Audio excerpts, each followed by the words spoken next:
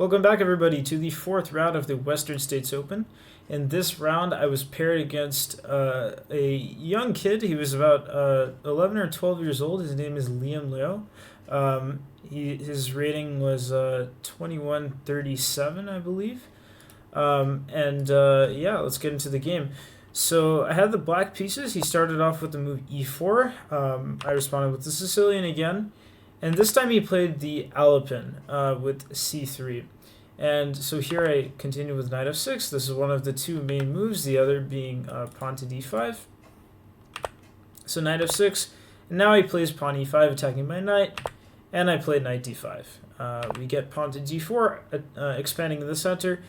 Takes. And now I attack the center with the move d6.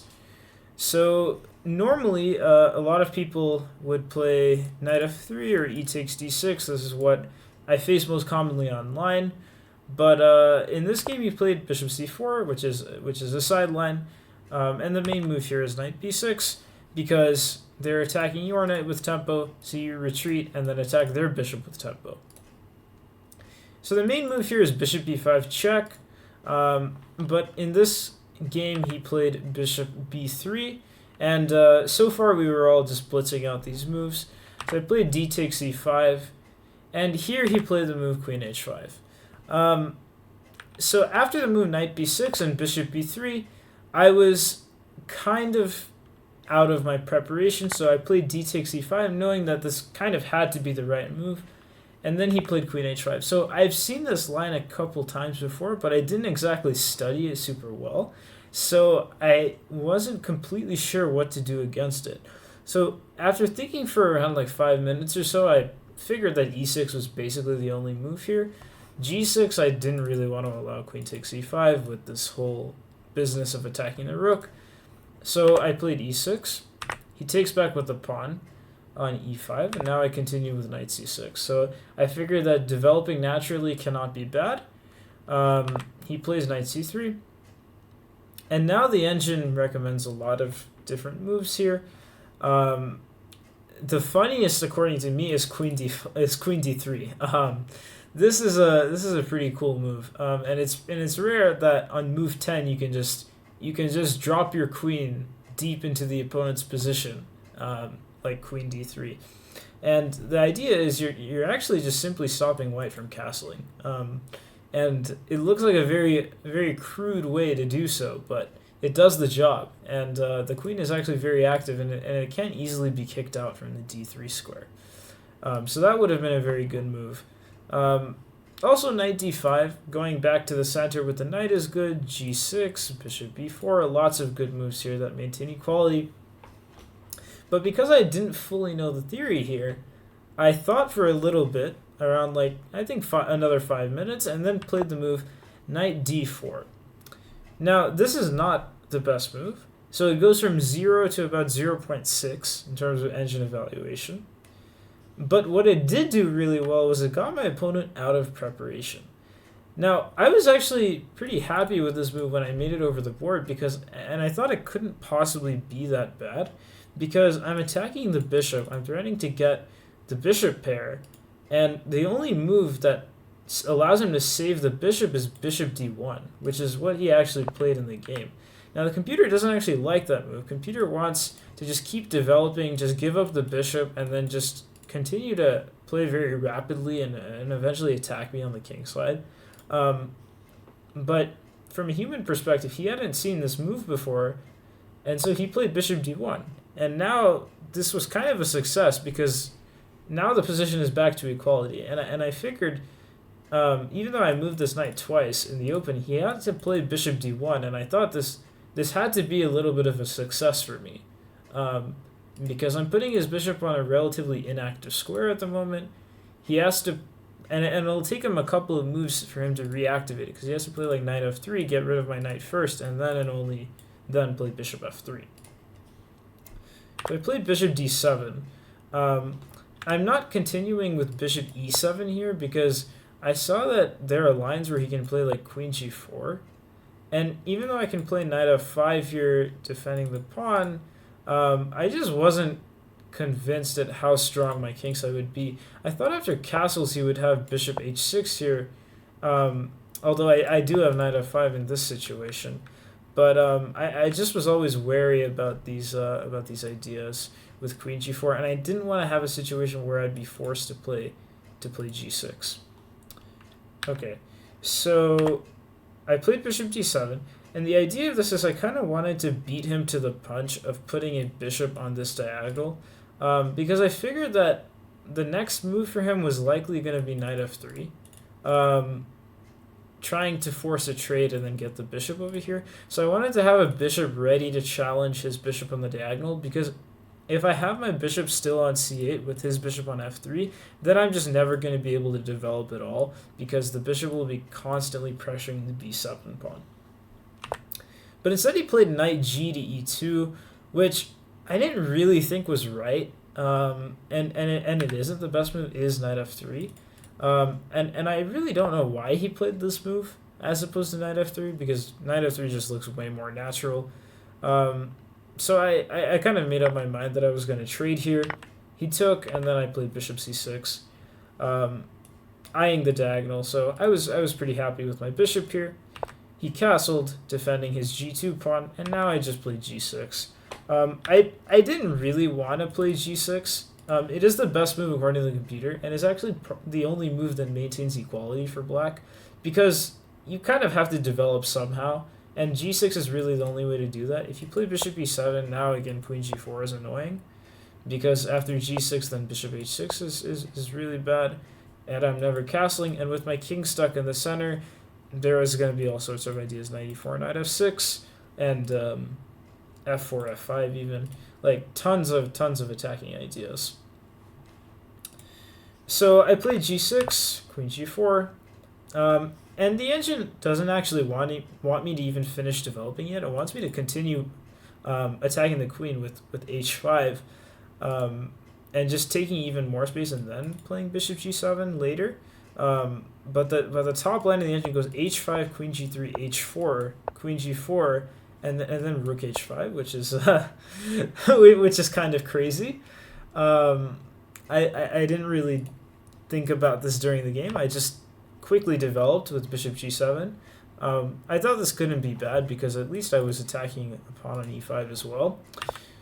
So he played bishop g5, attacking my queen, and here I played queen b8, pressuring this pawn multiple times.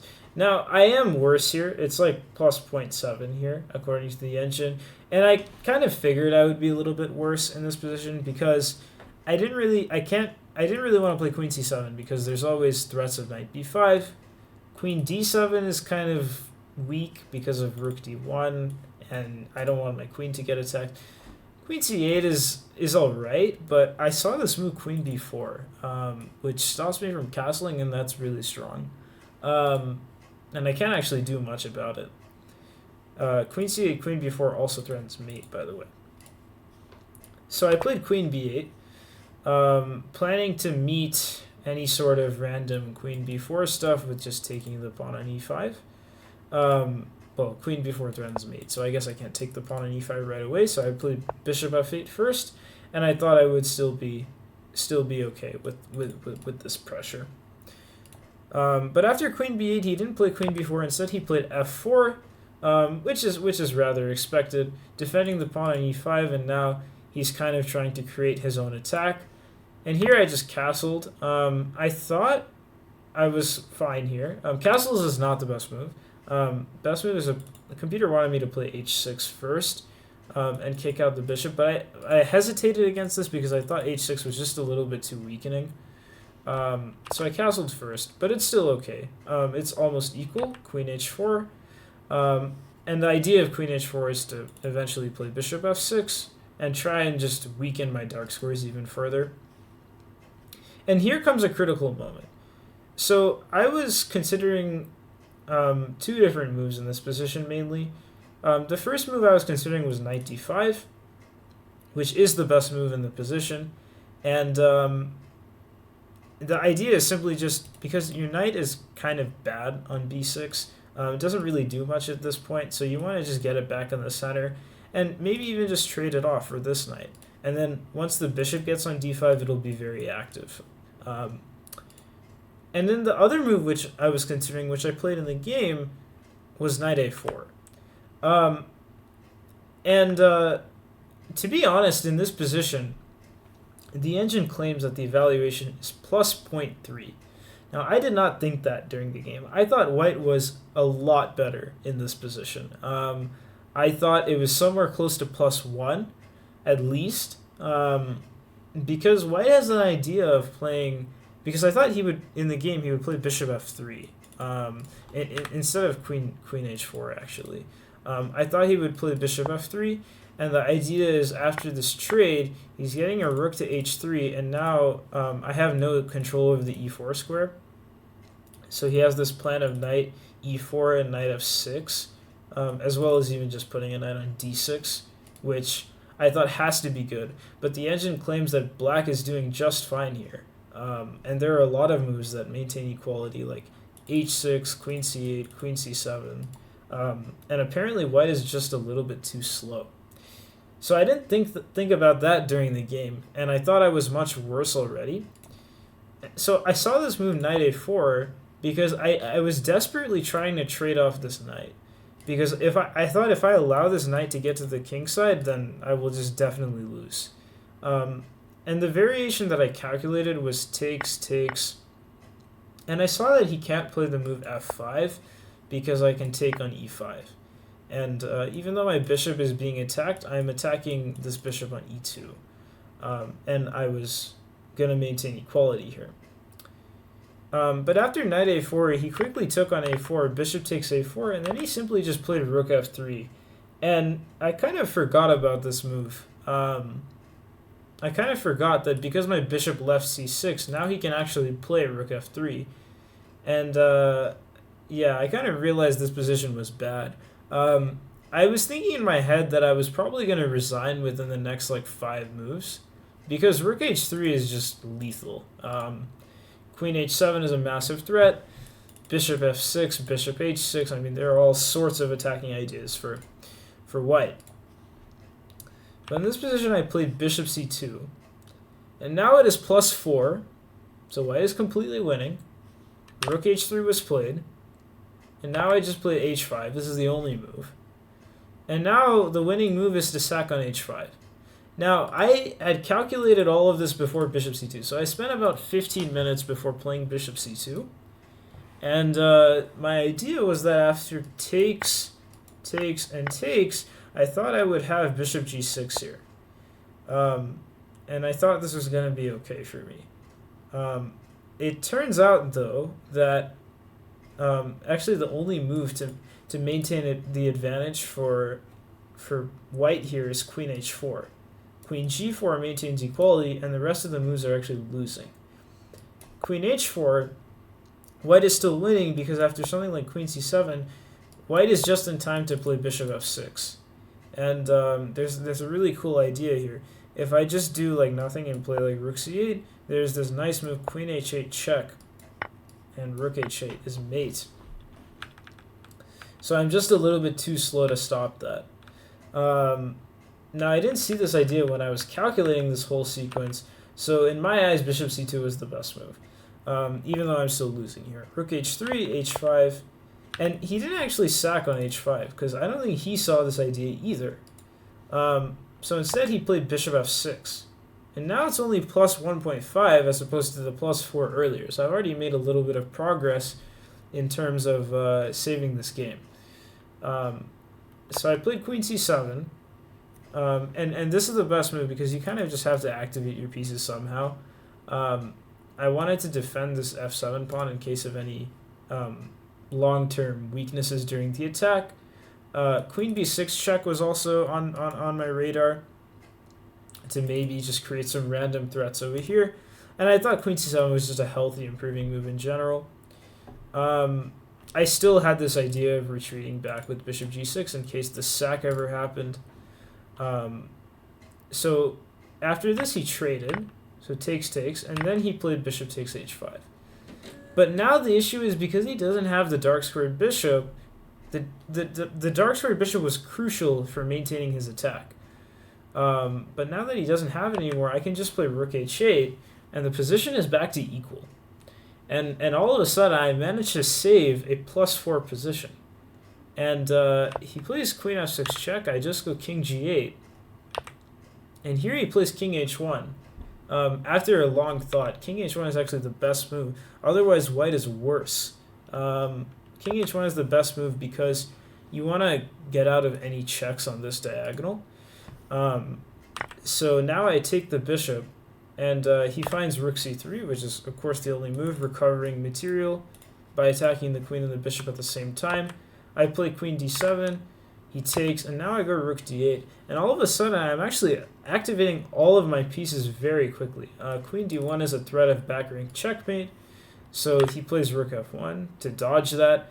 And now I just activate my queen, queen d3. And I knew that despite being down a pawn here, I had a lot of compensation in terms of activity, and I was pretty confident I was going to be able to draw the game. So he played rook cf2. Now I played rook c8 because my idea was to play rook c2 and try and disrupt the rook's coordination over here, combined with the weakness of the back rank. He played rook f3. Now I go queen e2. And there are actually a bunch of threats here. Rook c2 is a pretty big threat. He plays rook g1. Some interesting ideas. If he goes here, rook f2, well, now queen takes f2 is winning, because after takes, I've got this back rank checkmate idea. So he has to be really careful here. He plays rook g1, which is a good move. Now I go rook c2. Now I'm threatening queen takes f3, and rook takes h2 mate, which he sees. So he plays rook g3, defending against that, because now I don't have queen takes f3 anymore. And now he's actually creating a pretty big threat, which is rook takes g6 check. Now, apparently, even if I play some random move like a6, rook takes g6 is not actually winning. I thought that there would be some sort of nice combination here for white, but because the queen actually defends both rooks, there's actually nothing here for white, and it's just a draw by perpetual check. But I thought rook g6 was always going to be a threat at some point, so I played the move queen e4, just preemptively defending this g6 pawn so that rook takes g6 is never a thing. And he played queen d8, king g7, queen f6, repeating moves. And I think I offered a draw here in this position. But he rejected it because he was up a pawn, and he wanted to try and see if he can trick me with all of these back rank weaknesses and whatnot. So he plays h3, just safeguarding his king. Now I play rook f5, attacking the queen. And here's when things become very, very complicated. So he plays queen d8 check. I go king g7. Now he goes rook g4. And this is where I have to be super careful. So he's threatening to play rook h4. And if I allow rook h4, I'm going to lose, because queen h8 would be mate. Now, it looks like I have a free pawn here. Rook f4. But there's a really, really beautiful tactic for white here. And I saw this during the game, and that is the move queen f6 check. And I have to take the queen, because if I don't, he's going to take my rook. So rook takes, and now pawn takes comes with check. And he picks up my queen, and now white has 2 rooks, and black only has 1. So black will lose. So this is a really, really nice tactic. I think he was really hoping that I would fall for this, because in the game I played rook h5, just stopping his idea entirely and not falling for this tactic. And he was visibly like pretty flustered after this move. And now I'm actually threatening mate in 1 myself. Rook takes h3 is mate. So he has to play king h2. Now I play queen f5, attacking the rook on g4, and because there's a pin going on over here. And here he remains tricky as ever. He plays the move rook d1. I can't actually take this rook on g4 because I lose by force. White has a mate here, queen f6 check. If king h7, he takes on f7 with check, and then the rook will come in.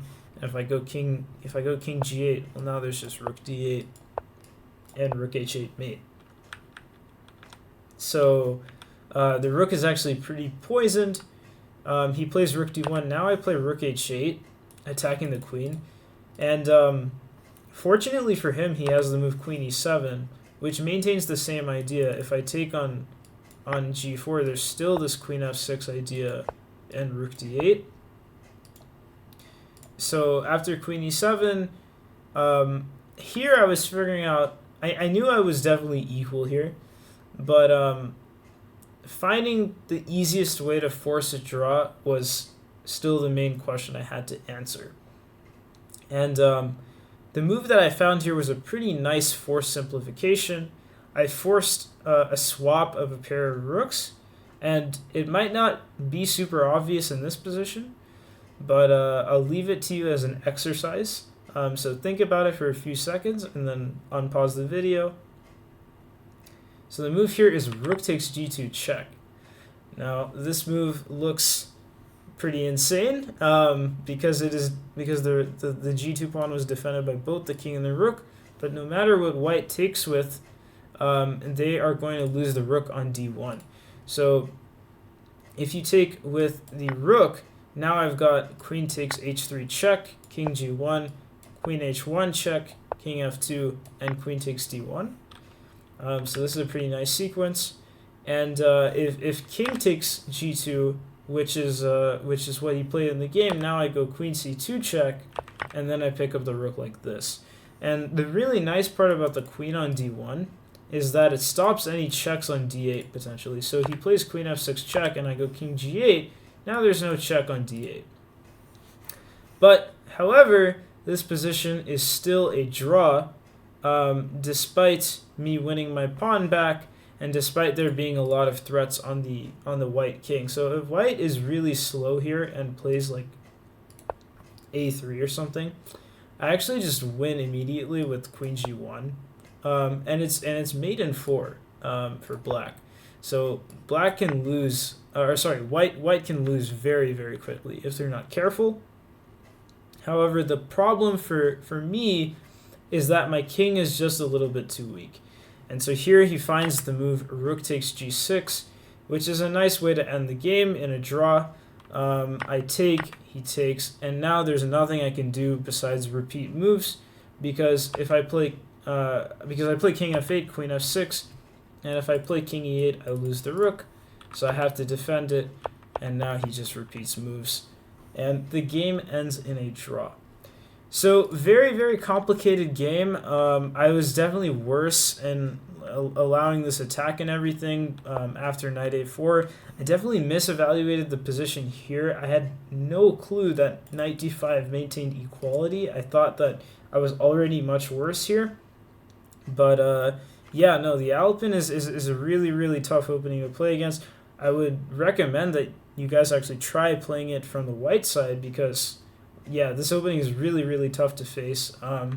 But I made it out after this worst position, and things got really, really complicated near the end, but we managed to keep equality and draw another higher-rated player. So that puts me at 2 out of 4 after round 4. That is 4 draws in a row, which I didn't really want. I wanted to at least win one game, but given that they're all higher-rated players, it is still okay to have 4 draws at least. And yeah, in the next round, I should be having the white pieces in round 5, and I'll see you for the recap then.